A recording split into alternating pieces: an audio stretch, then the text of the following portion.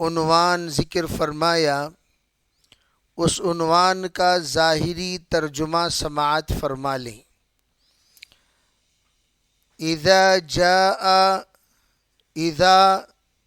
جب جاء آئے نصر اللہ اللہ کی مدد والفتح اور کامیابی۔ اذا جاء نصر اللہ والفتح جب آئے اللہ کی مدد کامیابی کے ساتھ۔ یہ واو مع کا ترجمہ کریں گے۔ واو کا ترجمہ ہوگا مع کے معنی ساتھ۔ جب آئے گی اللہ کی مدد، نصرت کس کے ساتھ؟ کامیابی کے ساتھ۔ تو پتہ چلا اللہ کی مدد جب بھی آئے گی ساتھ ساتھ کامیابی بھی آئے گی۔ ایسا نہیں ہو سکتا اللہ کی مدد آ جائے اور کامیابی نہ آئے۔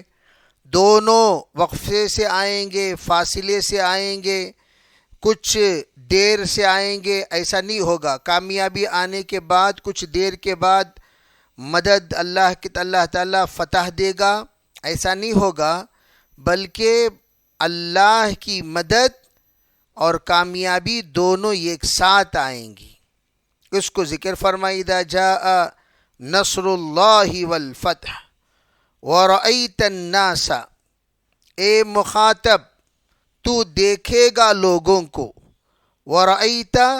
رأیت کا ترجمہ ہے تو دیکھے گا لوگوں کو، یدخلون کہ وہ داخل ہو رہے ہیں، فی دین اللہ اللہ کے دین میں، اللہ کے طریقے میں، اللہ کے احکام کے تابع داری میں داخل ہو رہے ہیں۔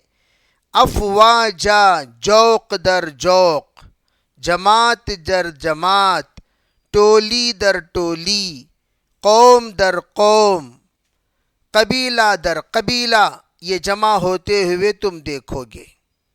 وَرَأَيْتَ النَّاسَ يَدْخُلُونَ فِي دِينِ اللَّهِ أَفْوَاجًا، جب تم دیکھو کہ لوگ جماعت در جماعت داخل ہوتے جا رہے ہیں تو کرنا کیا چاہیے؟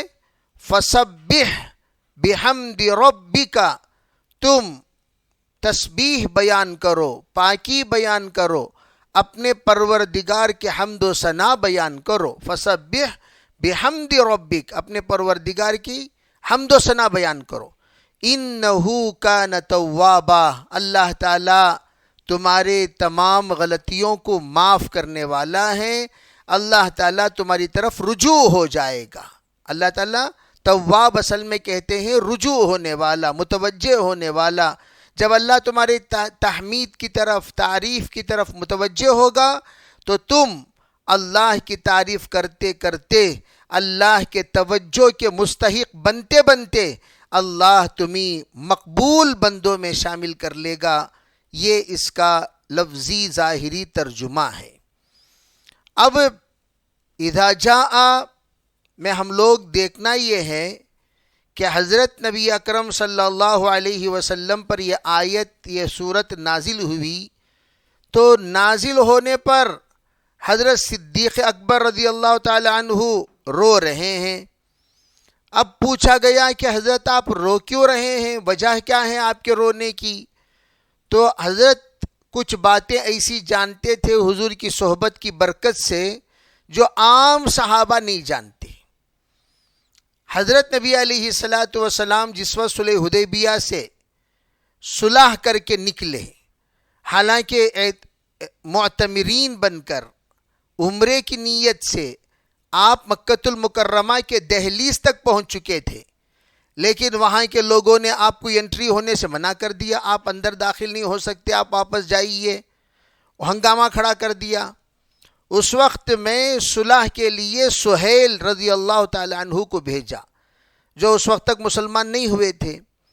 جب حضرت سہیل پہنچے تو حضرت نبی علیہ الصلاۃ والسلام نے ان کا نام جب سنا کہ وہ سہیل ہیں تو آپ نے فرمایا بھائی چلو ہمارا کام آسان ہو گیا، اس لیے کہ سہل سے سہیل بنا ہے. سہل کے معنی آسان ہے. ہم لوگ بھی دعا کرتے ہیں اے اللہ آپ ہر کام کو سہل کر دیجئے. جب اللہ کسی کام کو سہل کر دیتا ہے وہ کام مشکل نہیں رہتا. تو اللہ رب العزت نے جب سہیل کو بھیجا تو فرمایا کام آسان کر دیا. تو حضرت جب صلح نامہ لکھنے کے بعد آپ نے دستخط وغیرہ سے فارغ ہو کر جب آپ واپس جا رہے تھے، جانے سے پہلے آپ کو یوں کہا گیا کہ سر کا بال مڈا لیجئے. تو آپ صحابہ کو جوڑ کر فرما رہے ہیں بھئی سر کا بال مڈا لو. لیکن صحابہ کو بغیر عمرے کے سر کا بال مڈانا اتنا دشوار گزرا، صحابہ کرام نے معذرت زبان سے نہیں اپنی حال سے بتائے کہ حضور ہم بغیر طواف کے، بغیر سعی کے، بغیر عمرے کے کیسے ہم اپنا سر کا بال منڈوا لیں. جب زبان حال سے اس بات کا اظہار فرمایا تو حضرت نبی علیہ السلام کو حضرت ام سلمہ نے پریشانی دیکھ کر کہا کہ آپ اتنے پریشان کیوں ہیں؟ کہا بات یہ ہے. آپ نے کہا کوئی بات نہیں، آپ کے عشاق ہیں یہ، آپ سب سے پہلے بیٹھ کر ٹیلے پر اپنا سر کا بال مڈانا شروع کیجئے، پھر دیکھنا کہ صحابہ میں کون مڈاتے ہیں کون نہیں مڈاتے. حضرت نبی علیہ السلام تشریف لے گئے، اونچی جگہ پر تشریف فرما ہوئے. اپنا احرام کھولنے کے لیے آپ نے سر کا بال منڈوایا. جو ہی مڈایا تو کیا دیکھتے ہیں کہ پورے صحابہ اکرام کے سر آپ کے منڈ کر فارغ ہونے سے پہلے وہ لوگ بھی فارغ ہو چکے. یہ تابعداری، یہ وفاداری، یہ عشق کی اعلیٰ درجے کی علامت کہ حضور کوئی کام کرے اور صحابہ وہ کام نہ کرے. جیسے کہ اس کی ایک مثال آپ کو حدیث کی کتابوں میں یہ بھی ملے گی کہ آپ ایک مرتبہ نماز پڑھا رہے ہیں موزہ پہن کر. سردی کے موسم میں موزہ پہن کر نماز پڑھنا سنت ہے بھئی، اس لیے کہ عصر میں وضو کرنا پڑتا ہے، مغرب میں وضو کرنا پڑتا ہے، عشاء میں وضو کرنا پڑتا ہے، فجر میں وضو کرنا پڑتا ہے.